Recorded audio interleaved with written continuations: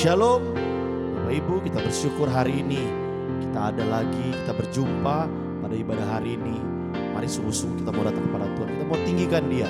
Saudara jemaat untuk bangkit berdiri, kita mau sama-sama terbang bersama dengan Tuhan. Firman-Mu Tuhan, haleluya.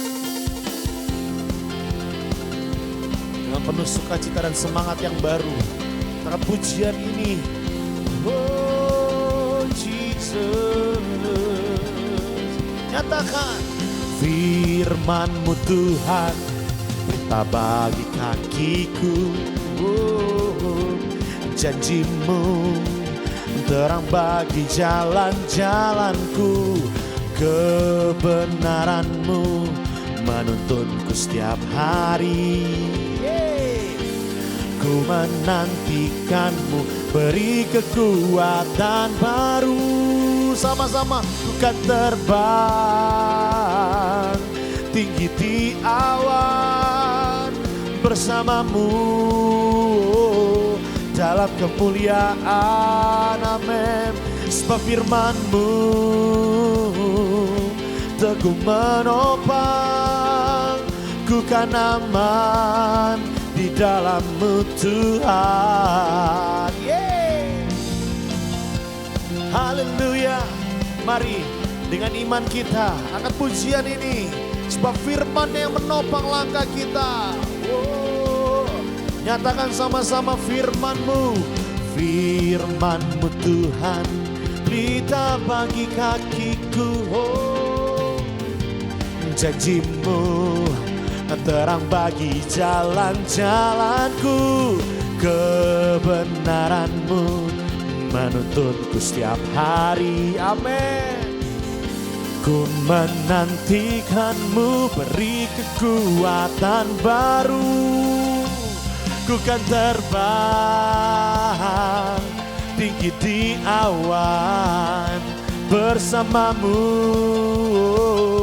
dalam kemuliaan. Sebab firman-Mu teguh menopang, ku kan aman di dalam. Lagi ku kan terbang, ku kan terbang tinggi di awan bersama-Mu dalam kemuliaan. Sebab firman-Mu teguh menopang, ku kan aman di dalam-Mu Tuhan. Ku kan terbang, jemaat Tuhan saja. Ku kan terbang tinggi di dengan iman kita bersama Dia. Amin. Dalam sebab apa? Sebab firman-Nya. Sebab firman-Mu teguh menopang, ku kan aman di dalam-Mu Tuhan. Sama-sama lebih lagi nyatakan, ku kan terbang tinggi di awan bersama-Mu dalam kemuliaan. Sebab firman-Mu Tuhan teguh menopang, ku kan aman di dalam. Ku kan aman, ku kan aman di dalam. Ku kan aman, ku kan aman di dalam-Mu Tuhan. Haleluya. Engkau baik Tuhan. Jesus. Haleluya. Mari kita mau siapkan hati kita. Kita masuk dalam hadirat Tuhan lebih lagi. Apapun masalahmu, pergumulanmu, percayalah di atas pujian dengan rasa syukur kita, Tuhan memberikan kita kekuatan. Kasih Tuhan, kita kagum akan Tuhan, keajaiban Tuhan sepanjang tahun 2021. Tuhan sudah menolong kita walaupun banyak tantangan, banyak masalah. Percayalah, bersama dengan Tuhan kita bisa lewati semua. Terima kasih Tuhan. sungguh indah. Biar ini menjadi pengakuan kami. Kau sungguh indah tiada taranya, sungguh menakjubkan, sungguh ajaib untuk dimengerti, lebih dari semua yang ada. Hikmatmu tiada terselami, kasihmu dalam tak terduga. Kau sungguh indah tiada taranya, mulia dan berkuasa. Oh, ku kagum hormat akan Engkau, ku kagum hormat akan Engkau. Kau Allah yang layak dipuji, ku kagum akan Engkau, ku kagum, oh, ku kagum hormat akan Engkau, ku kagum hormat akan Engkau. Kau Allah yang layak dipuji, ku kagum akan Engkau. Oh, kami kagum akan perbuatan-Mu, tiada terselami hikmat-Mu Tuhan. Oh, kami naikkan ucapan syukur kami. Kau kenal setiap hati umat-Mu hari ini yang datang kepadamu Tuhan. Haleluya, haleluya. Tiada yang seperti-Mu, tiada yang seperti-Mu Tuhan. Kami kagum akan Engkau. Yesus dahsyat, Dia luar biasa. Mari nyatakan sambil kau angkat tanganmu, dari hatimu katakan, ku kagum, hormat akan Engkau. Yes, ku kagum hormat akan Engkau. Kau Allah yang layak dipuji, ku lebih lagi nyatakan akan Engkau.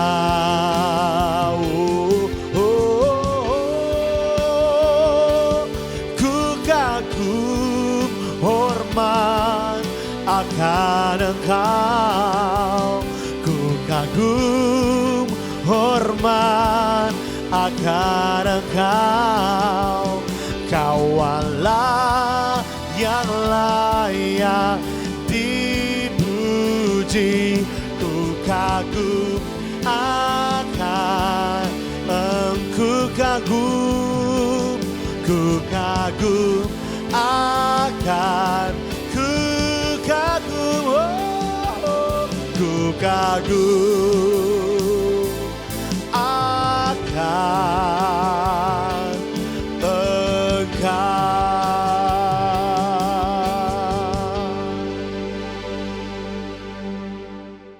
Puji nama Tuhan, selamat tahun baru, tahun 2022, tahun yang diberkati, tahun penuh rahmat, tahun penuh kemuliaan. Saya berdoa biar di tahun 2022 ini menjadi tahun kemenangan, tahun jawaban, apa yang menjadi harapan, apa yang menjadi kerinduan setiap kita boleh tergenapi. Puji nama Tuhan.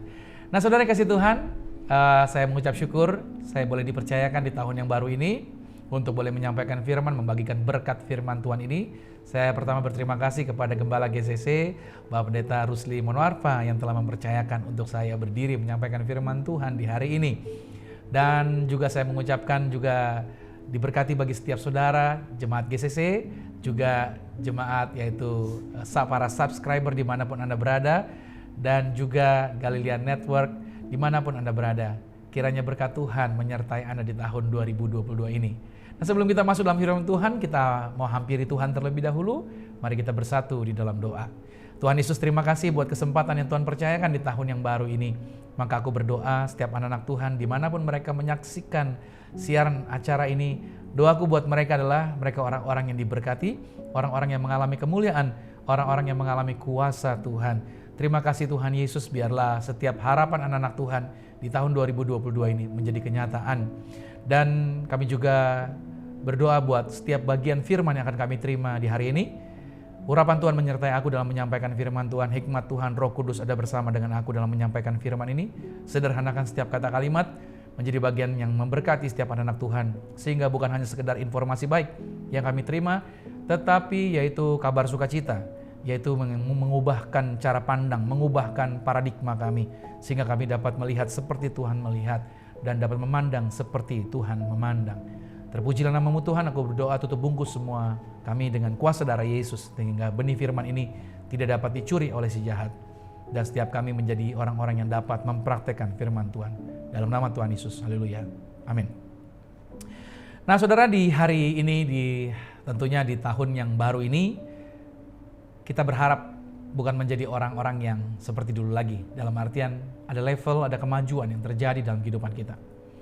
Dan untuk itu di hari ini judul yang saya bawakan adalah dari biasa saja menjadi luar biasa. Ya saudara boleh siapkan catatan saudara, dari biasa saja menjadi luar biasa. Saya seringkali memperhatikan perjalanan daripada bangsa Israel. Perjalanan mereka mulai dari Mesir, mereka keluar dari tanah perbudakan, melintasi padang gurun sampai mereka dibawa Tuhan, yaitu masuk dalam tanah perjanjian.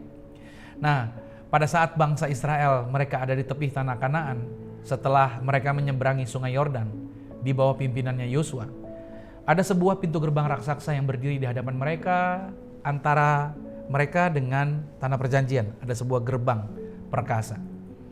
Kenapa saya katakan itu menjadi gerbang perkasa? Karena iblis ingin menghalangi, atau iblis tidak ingin mereka masuk ke tanah kelimpahan tersebut. Dan sebenarnya gerbang perkasa ini juga memberikan gambaran bahwa Tuhan ingin agar setiap orang Israel mengerti tanggung jawab apa yang harus mereka pikul ketika mereka memasuki gerbang tersebut. Dan pintu gerbang itu adalah pintu gerbang benteng Yeriko kuno. Di dalam Yosua pada pasal 6 ayat 1-5 dikatakan, dalam pada itu Yeriko telah menutup pintu gerbangnya, telah tertutup kota itu karena orang Israel, tidak ada orang yang keluar atau masuk. Berfirmanlah Tuhan kepada Yosua, ketahuilah, aku serahkan ke tanganmu Yeriko ini beserta rajanya dan pahlawan-pahlawan yang gagah perkasa. Haruslah kamu mengelilingi kota itu, yakni semua prajurit harus mengedari kota itu 1 kali saja. Demikianlah harus engkau perbuat 6 hari lamanya. Dan 7 orang imam harus membawa 7 sangkakala tanduk domba di depan tabut. Tetapi pada hari yang ke-7, 7 kali kamu harus mengelilingi kota itu, sedang para imam meniup sangkakala. Apabila sangkakala tanduk domba itu panjang bunyinya, dan kamu mendengar bunyi sangkakala itu, maka haruslah seluruh bangsa bersorak dengan sorak yang nyaring. Maka tembok kota itu akan runtuh, lalu bangsa itu harus memanjatnya masing-masing langsung ke depan. Nah, kota Yeriko ini tidak dapat dilewatkan ketika mereka akan menduduki tanah Kanaan. Tetapi kota Yeriko menjadi bagian daripada penaklukan.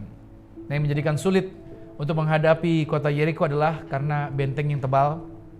Lalu prajurit-prajurit yang paling perkasa juga ada di sana. Dan raja daripada Yeriko sendiri adalah seorang prajurit yang garang, ditambah pasukan bangsa Israel bisa dibilang mereka adalah bukan pasukan yang terlatih. Nah, dalam sikap kagum Yosua memandang benteng itu, lalu ada suara Tuhan yang berkata kepada Yosua di dalam ayat yang kedua dikatakan, ketahuilah, aku serahkan ke dalam tanganmu Yeriko ini. Dalam terjemahan bahasa Inggris, bahasa atau tata bahasa yang dipakai itu menunjukkan bahwa penyerahan itu bukan akan terjadi, tapi penyerahan itu sudah terjadi. Bahwasanya Tuhan sudah memberikan kota itu kepada Yosua sebelum bangsa Israel mendekati kota tersebut. Bahkan sebenarnya Tuhan sudah memberikan kota itu kepada angkatan Israel yang sebelumnya, yaitu di zamannya Musa, pada waktu Musa masih memimpin, yaitu 40 tahun sebelumnya. Dari mana kita dapat mengetahui itu? Dari 2 pengintai yang diutus oleh Yosua pada waktu memata-matai kota tersebut. Jadi Yosua kirim utusan dulu untuk memata-matai. Sama seperti Musa dulu juga utus 12 orang untuk memata-matai tanah Kanaan.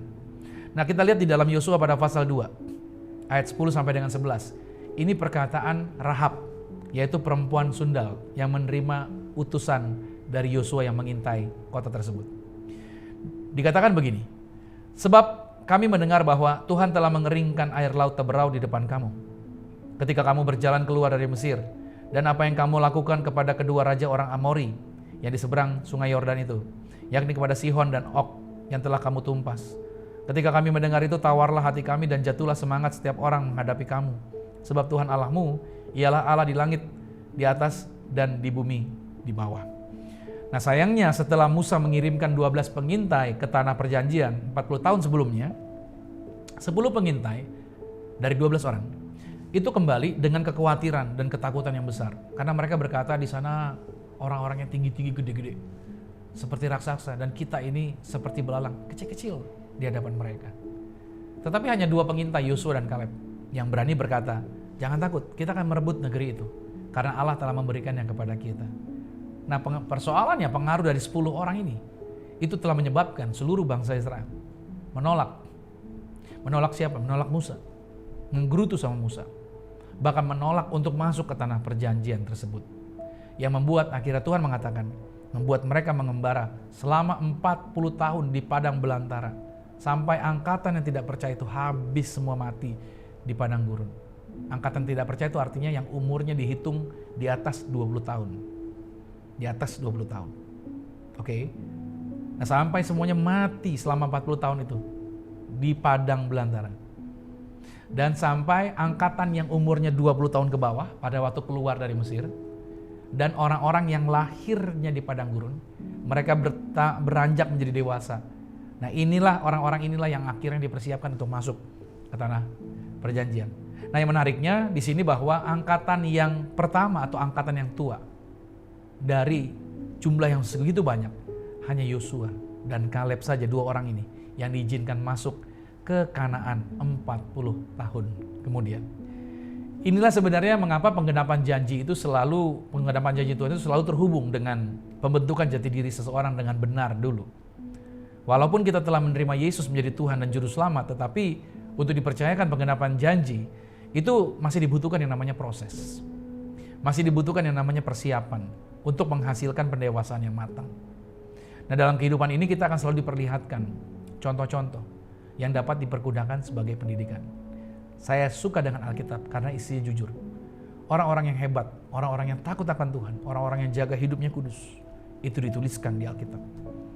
Dan orang-orang yang memberontak, orang-orang yang menyimpang jalannya dari Tuhan, itu juga ditulis. Berikut akibatnya masing-masing.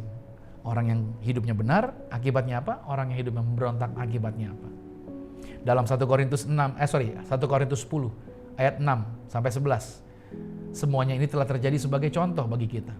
Lihat kata-katanya, contoh bagi kita, untuk memperingatkan kita supaya jangan kita menginginkan hal-hal yang jahat seperti yang telah mereka perbuat, dan supaya jangan kita menjadi penyembah-penyembah berhala sama seperti beberapa orang dari mereka, seperti ada tertulis, maka duduklah bangsa itu untuk makan dan minum, kemudian bangunlah mereka dan bersukaria. Janganlah kita melakukan percabulan seperti yang dilakukan oleh beberapa orang dari mereka, sehingga pada satu hari telah tewas 23.000 orang. Dan janganlah kita mencobai Tuhan seperti yang dilakukan oleh beberapa orang dari mereka, sehingga mereka mati di pagut ular. Dan janganlah bersungut-sungut seperti yang dilakukan oleh beberapa orang dari mereka, sehingga mereka dibinasakan oleh malaikat maut. Semuanya ini telah menimpa mereka sebagai contoh dan dituliskan untuk menjadi peringatan bagi kita yang hidup pada waktu di mana zaman akhir telah tiba.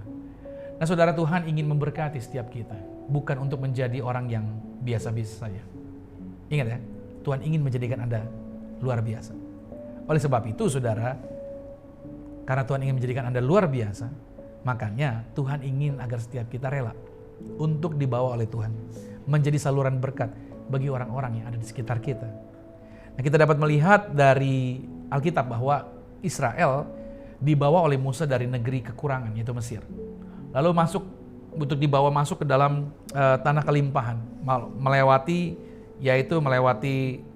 atau padang gurun, padang belantara. Nah, padang belantara itu adalah tempat di mana Allah menyediakan semua kebutuhan dasar hidup hanya pas saja. Karena mereka menerima roti mana hanya pas buat keluarga mereka. Air juga pas.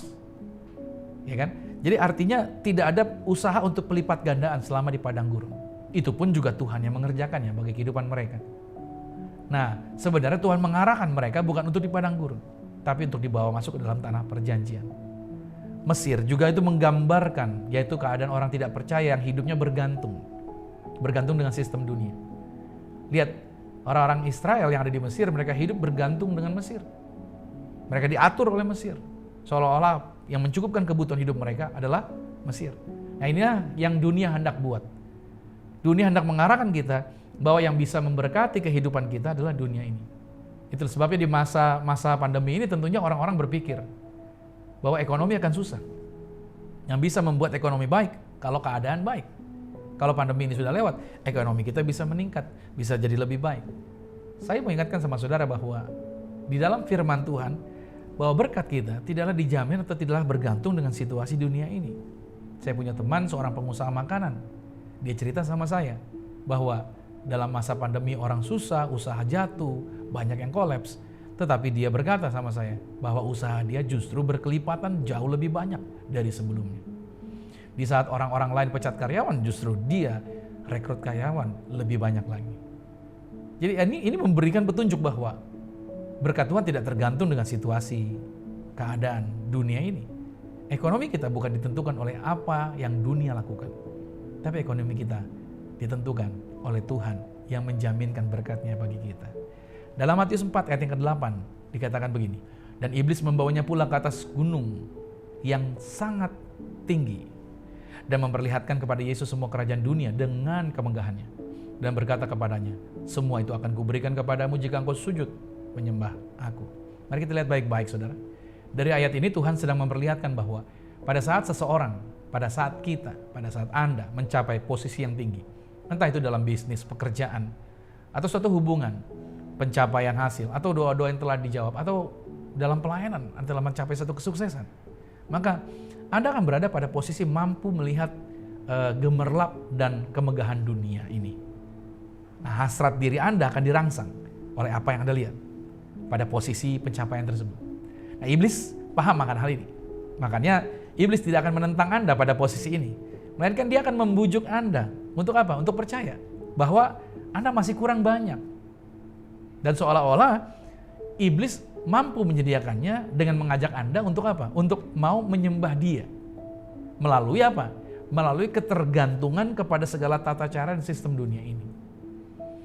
Anda akan diarahkan oleh iblis. Untuk apa? Untuk menjadi duniawi sekali.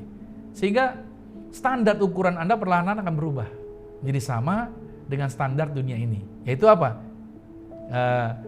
Bahwa Anda menjadi orang yang mengukur semuanya berdasarkan standar dan pola-pola dunia.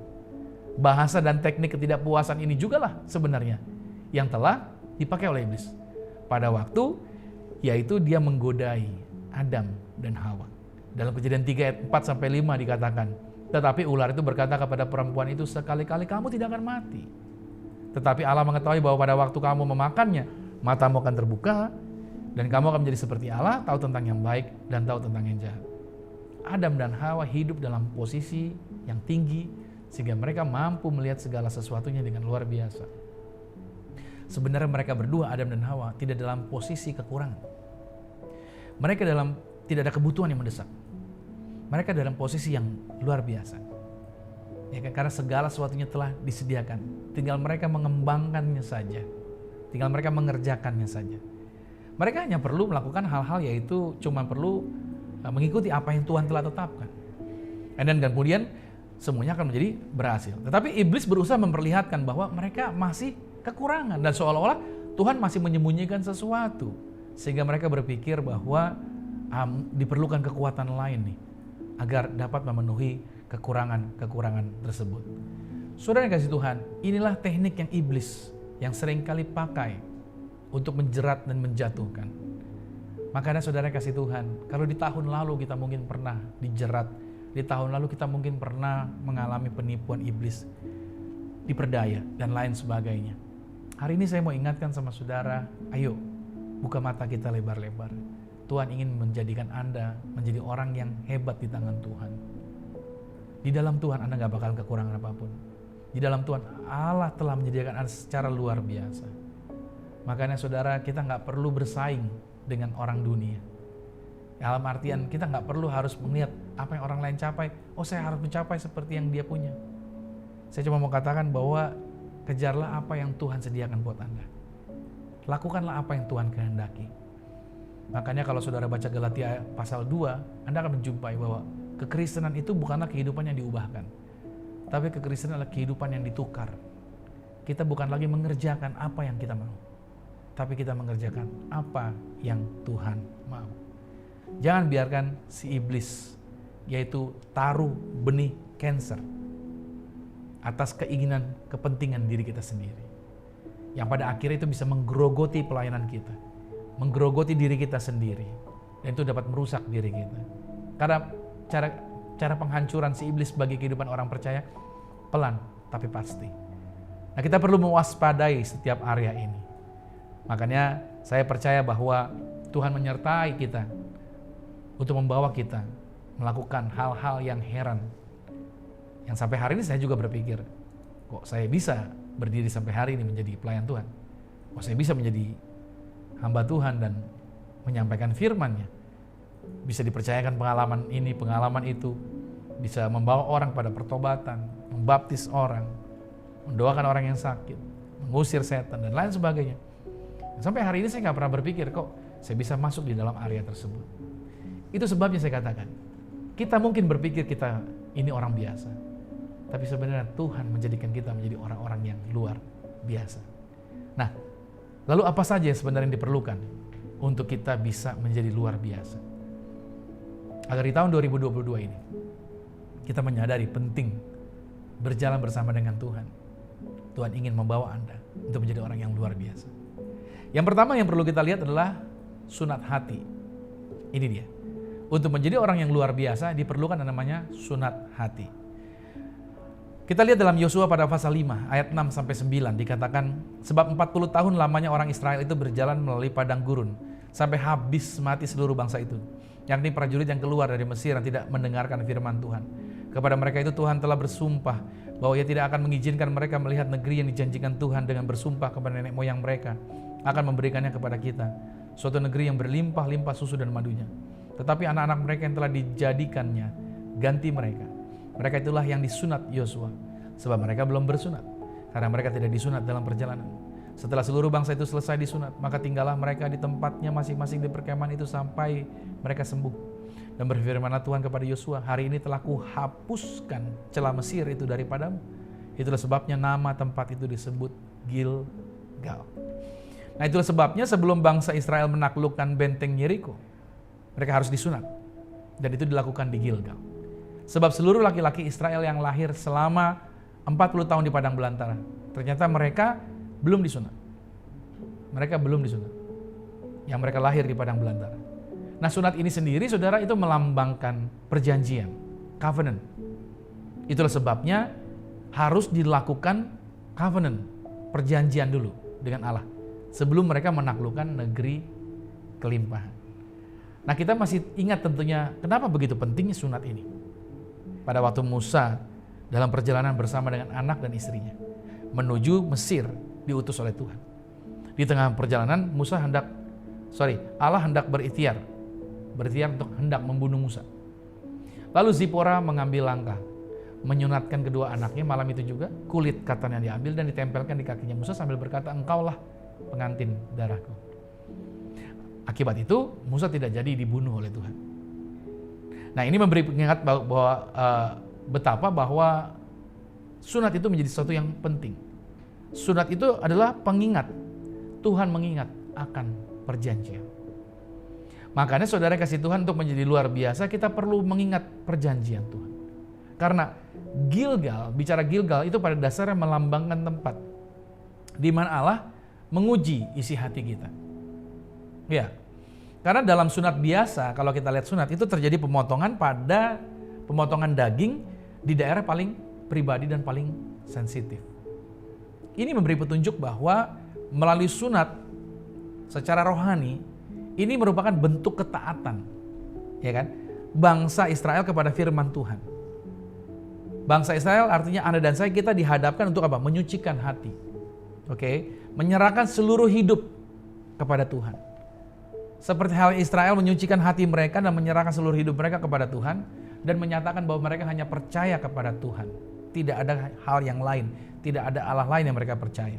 Dan Tuhan menaruh firman-Nya bagi mereka. Nah, bagi setiap kita, Anda dan saya, kita tidak diarahkan seperti orang Israel, tentunya zaman perjanjian lama untuk disunat seperti mereka. Tapi sunat bagi kita orang perjanjian baru pada zaman ini berarti kita belajar untuk mau hidup di dalam roh. Kita tidak lagi hidup dalam daging, makanya disunat, dibuang daging itu. Maksudnya adalah kedagingan kita disunat. Kedagingan kita dikikis, dilepaskan. Kita tidak hidup dalam kedagingan, kita bukan lagi menjadi orang-orang yang hidupnya berpegang pada kemauan pribadi kita. Dan di sini kita diarahkan bukan lagi menjadi orang yang terarah kepada kepentingan pribadi kita. Makanya bicara sunat hati bukan lagi menjadi orang-orang yang mementingkan diri kita sendiri. Itulah orang-orang yang luar biasa tidak mementingkan diri dia sendiri. Oke, dan dia mulai belajar untuk menaati firman Tuhan. Karena roh Tuhan mulai bekerja dalam kehidupan dia, maka dia mengizinkan untuk yaitu firman Tuhan yang menjadi keutamaan di dalam diri dia. Orang yang disunat hatinya mementingkan firman Tuhan di dalam kehidupan dia. Itu yang pertama. Yang kedua, saudara, untuk menjadi dari biasa menjadi luar biasa adalah belajar untuk menghadapi yang namanya rasa takut. Menghadapi rasa takut. Orang ketemu rasa takut pasti menghindari rasa takut. Jangan sampai berhadapan dengan ketakutan. Tapi justru kita diarahkan untuk menghadapi rasa takut. Yosua 6 ayat 3-4 dikatakan, haruslah kamu mengelilingi kota itu, yakni semua prajurit harus mengedari kota itu sekali saja. Demikianlah harus engkau perbuat 6 hari lamanya, dan 7 orang imam harus membawa 7 sangkakala tanduk domba di depan tabut. Tetapi pada hari yang ke-7, 7 kali kamu harus mengelilingi kota itu, sedang para imam meniup sangkakala. Nah, ketika bangsa Israel merayakan Paskah setelah penyunatan itu, artinya mereka yang telah keluar dari padang belantara, tadinya mereka hanya hidup dalam kecukupan semata. Nah, mereka mulai diarahkan untuk menaati Tuhan. Mereka belajar untuk menaati Tuhan mulai dari apa? Menyeberangi sungai Yordan. Mereka telah menyeberangi sungai Yordan, oke? Dan mereka telah disunat tadi. Mereka tidak lagi bergantung seperti dulu, baby yang hanya berharap orang tuanya siapin. Tapi mereka menjadi orang dewasa yang tetap bergantung tetapi sebagai orang dewasa, yaitu mau bekerja sama dengan Tuhan. Beda dengan baby. Orang dewasa ini artinya bergantung tetapi bekerja sama dengan Tuhan. Nah, sejak awal penciptaan juga Tuhan ingin manusia menjadi kawan sekerjanya dalam memerintah dan berkuasa atas bumi. Nah, sekarang Yosua dan generasi kedua dari orang-orang Israel telah menjadi dewasa. Mereka telah menjadi kawan sekerja Allah dalam memasuki tanah perjanjian. Nah, bersama dengan Tuhan tentunya mereka akan menaklukkan benteng Yeriko yang menjulang tinggi itu. Nah, Tuhan perintahkan penaklukan ini, saudara, selama 7 hari. Nah, di hari pertama mereka kelilingin 1 hari 1 kali sampai 6 hari. Nah, di hari ke-7 mereka takluk muterin 7 kali. Baru mereka bersorak. Dan yang menariknya, saudara, pada waktu mereka mengelilingi kota itu, saudara, mereka dilarang untuk ngomong. Mereka nggak boleh berbicara. Jadi selama mereka mengelilingi tembok tersebut, mereka nggak boleh berbicara sama sekali. Begitu mereka sampai ke Gilgal, baru mereka boleh ngomong. Jadi ketika mereka mengelilingi tembok, diem. Cuman boleh memandangi tembok itu sambil kelilingin. Selesai, balik ke tempat perkemahan di Gilgal, baru di sini boleh ngobrol. Kenapa begitu? Ternyata, saudara, apa maksudnya Tuhan melakukan ini? Tuhan ingin agar setiap umatnya ini menghadapi rasa takutnya dengan alasan-alasan terbesar yang membuat mereka sulit untuk menaati firman Tuhan. Pada saat mereka mengelilingi tembok itu, seolah-olah mereka sedang melihat apa? Mereka sedang melihat yaitu tagihan uang sewa, seolah-olah itu tagihan uang sewanya mereka gitu ya. Sehingga itu cicilan kendaraan gitu kan, atau itu biaya rumah sakit, atau itu sedang menghadapi vonis dokter gitu ya, atau mungkin itu tagihan premi asuransi, dan berbagai macam problem pergumulan yang sedang dihadapi. Jadi mereka melihat ke arah tembok itu sedang melihat begitu banyaknya persoalan permasalahan yang sedang dihadapi. Nah, itu digambarkan juga bagi setiap kita. Nah, pada waktu mereka menghadapi masalah, mereka dilarang untuk ngomongin masalah itu. Nah, ini yang seringkali terjadi dalam kehidupan orang percaya. Pada waktu kita berhadapan dengan masalah, kita seringkali membesar-besarkan masalah. Aduh, saya takut, dokter bilang begini, kata dokter umur saya tinggal segini, aduh saya takut mati gitu kan. Aduh saya takut nih, saya punya utang sekian, aduh saya punya tagihan sekian, aduh cicilan saya begini lagi, aduh saya stres, aduh bagaimana ya. Kita seringkali kalau berhadapan dengan masalah, kita membicarakan masalah, membesar-besarkan masalah. Dan ini menjadi problem sebenarnya.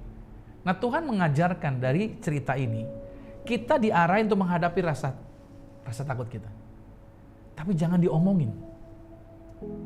Makanya Israel nggak boleh ngomong begitu berhadapan dengan tembok Yeriko. Mereka boleh ngomong ketika ada di Gilgal. Maksudnya bagaimana? Gilgal itu mereka disunat. Sunat itu bicara covenant. Covenant bicara perjanjian. Perjanjian bicara firman. Apa yang Tuhan janjikan. Jadi mereka hanya boleh bicara perjanjian. Jadi saudara dikasih Tuhan, pada waktu Anda berhadapan dengan masalah, jangan ngomongin tembok masalahnya. Tapi ngomongin yang di Gilgalnya, covenant. Apa yang saudara telah terima? Apa yang Tuhan telah janjikan sama Anda? Apa yang Tuhan telah katakan? Apa yang firman-Nya telah disampaikan?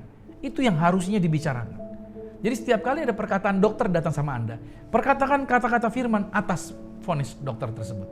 Jangan Anda datangin orang-orang bilang vonis dokter begini, vonis dokter begini, vonis dokter begini. Anda harus memperkatakan janji firman. Ya, memang dokter mengatakan seperti itu, tetapi kata firman Tuhan, saya akan disembuhkan oleh bilur-bilurnya, saya disembuhkan. Saya akan mengalami mujizat Tuhan. Sekalipun saya nggak disembuhkan, surga sudah disediakan bagi hidup saya. Amin. Harusnya kita berani memperkatakan kata-kata firman. Saya tahu saya ada masalah dalam keuangan, tapi saya punya Tuhan yang berkata, Allahku akan memenuhi segala keperluanku menurut kekayaan dan kemuliaan yang ada pada Dia. Oke. Saudara berhadapan dengan tantangan yang berat yang saudara pikir gak ada jalan keluarnya, tapi saudara berani memperkatakan, ya memang saya berhadapan dengan masalah itu, tapi saya punya Tuhan yang jauh lebih besar daripada masalah-masalah yang saya hadapi. Nah, Gilgal, kenapa mereka harus ngomongnya hanya boleh di Gilgal? Bicarakan hanya firman. Jadi hari ini sebagai hamba Tuhan saya mau ingatkan buat saudara, jangan bicarakan yang lain. Bicarakan firman. Kalau 2021, kita lebih banyak membicarakan masalah. Hari ini saya ingatkan, bicarakanlah firman Tuhan, bukan bicarakan masalah Anda.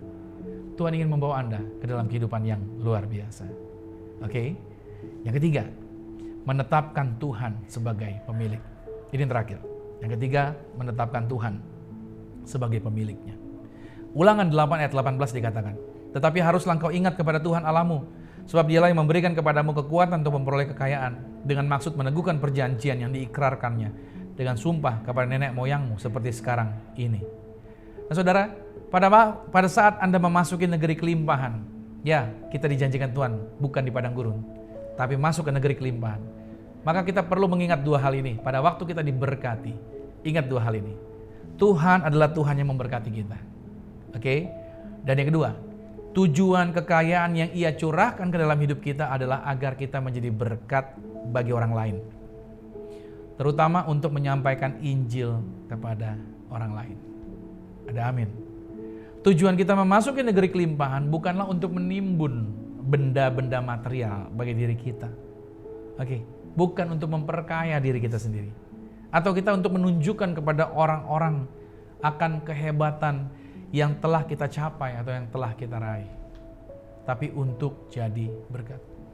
Tidak salah sebenarnya kalau kita memiliki benda-benda yang bagus. Nggak salah. Anda punya rumah yang bagus. Anda punya mobil yang bagus. Asalkan bukan benda-benda itu yang memiliki Anda. Harta tidak akan pernah menguasai hidup kita kalau kita terus membersihkan hati kita dengan cara mengingatkan diri kita sendiri bahwa Allah mempercayakan kekayaan kepada kita karena Tuhan tahu bahwa kita adalah orang yang dapat dipercayakan harta untuk kita pakai kembali bagi kemuliaan nama Tuhan.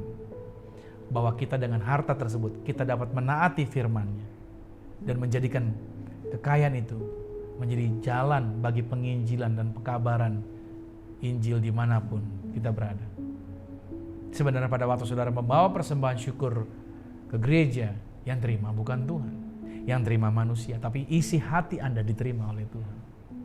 Pada waktu Anda membawa korban syukur ke hadapan Tuhan, di rumah Tuhan, kepada hamba Tuhan, maka persembahan syukur Anda akan dipergunakan untuk apa?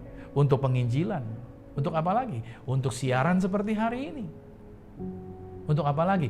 Untuk mempersiapkan konten-konten rohani dan lain sebagainya.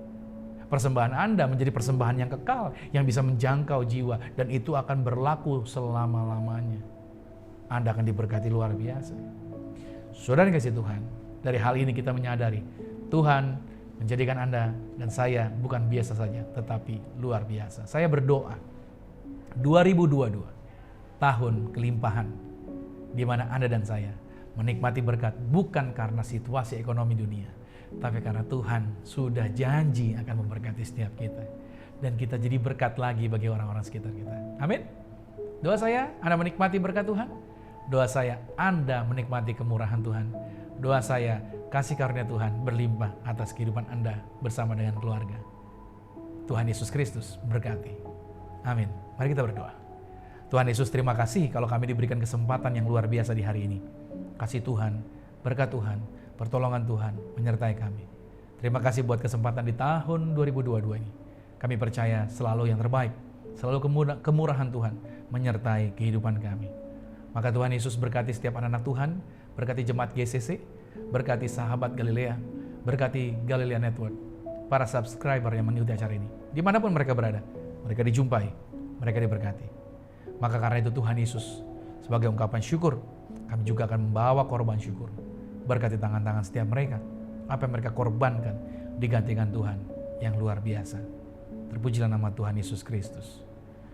Dan setelah itu Tuhan, kami juga akan masuk dalam sakramen tubuh dan darah Tuhan Yesus. Maka kami akan makan tubuhmu, kami akan minum darahmu, maka kami akan bersatu dengan tubuh darah Yesus. Kami percaya kuasa Tuhan, berkat Tuhan, pertolongan Tuhan, kami akan selalu mengingat apa yang Tuhan sudah kerjakan bagi hidup kami. Itu luar biasa.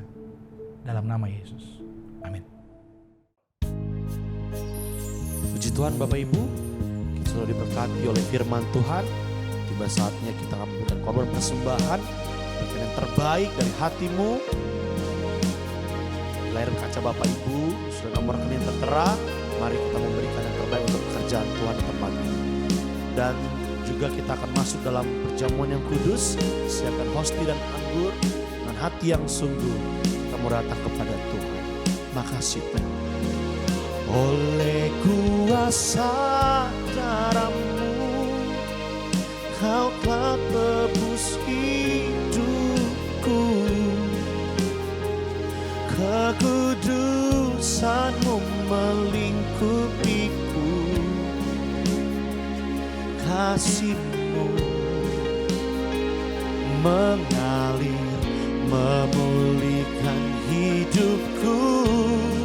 Sungguh besar anugerah-Mu, Kau selamatkan hidupku. Ku menjadi ciptaan yang baru oleh kuasa darah-Mu, oleh kuasa darah-Mu.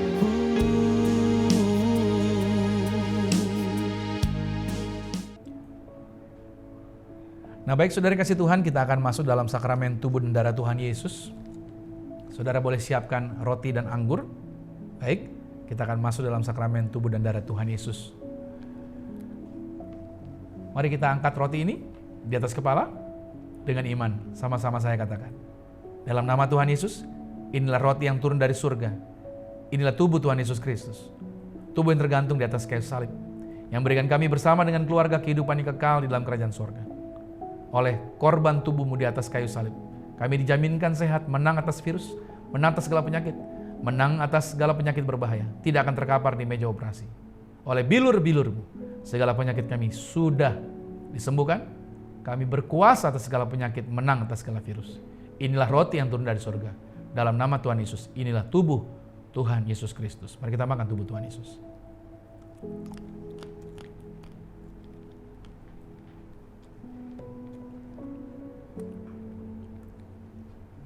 Demikian pula kita mengangkat anggur ini bersama-sama dengan saya, katakan, dalam nama Tuhan Yesus, inilah darah Yesus Kristus, darah yang tercurah di atas kayu salib sebagai perjanjian yang baru dan yang kekal.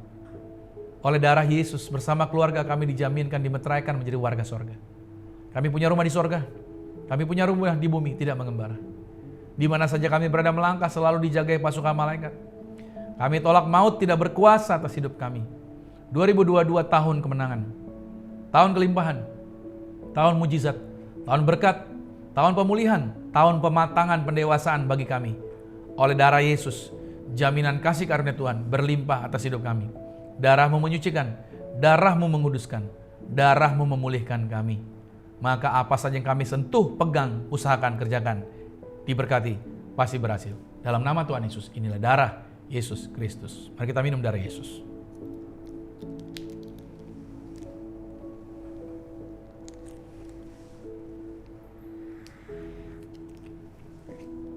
Bapak Ibu Saudara masing-masing, Anda boleh berdoa, Anda boleh mengucap syukur, Anda boleh mengingat kembali apa yang Yesus telah kerjakan bagi hidup Anda.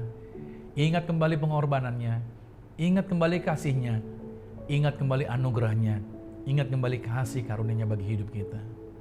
Dengan engkau mengingat covenant, dengan engkau mengingat perjanjian, dengan engkau mengingat apa yang Yesus telah selesaikan di atas kayu salib, maka engkau bisa mengimani jaminan yang akan kau terima di 2022 ini menjadi luar biasa.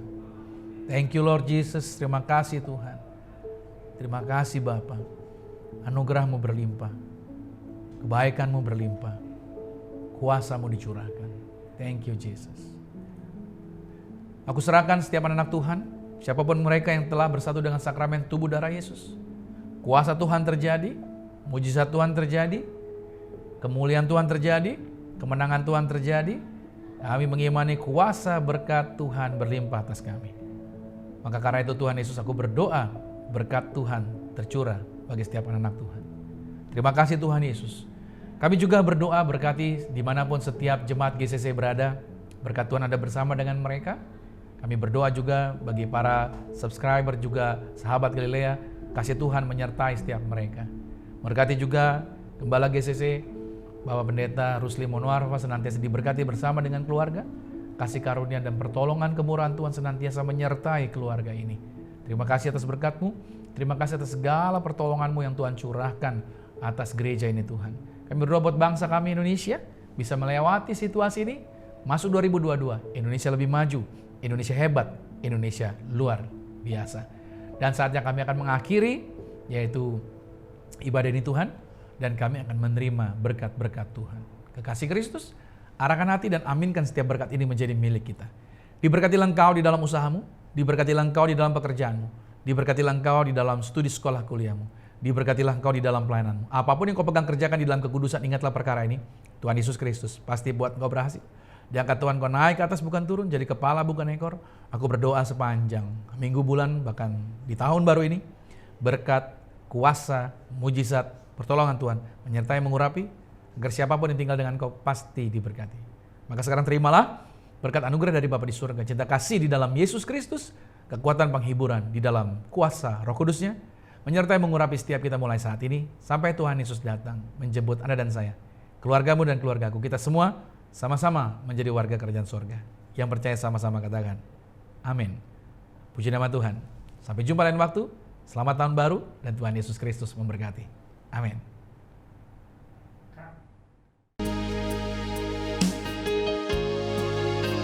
Sungguh besar pengorbananmu bagiku,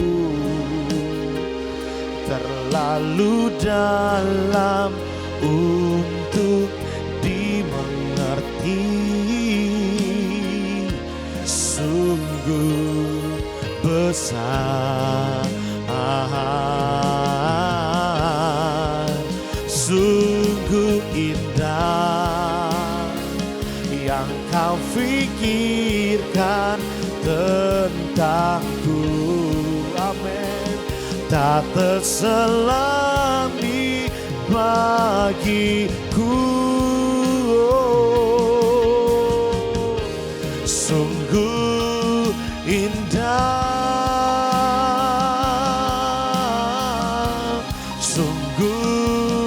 indah,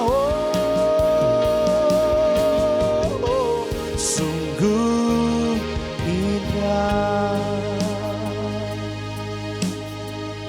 Ibadah kita telah selesai. Tuhan memberkati kita semua. Buat Bapak Ibu terus ikuti setiap ibadah yang ada dari Galilea Community of Christ. Kiranya Tuhan memberkati. God bless you all.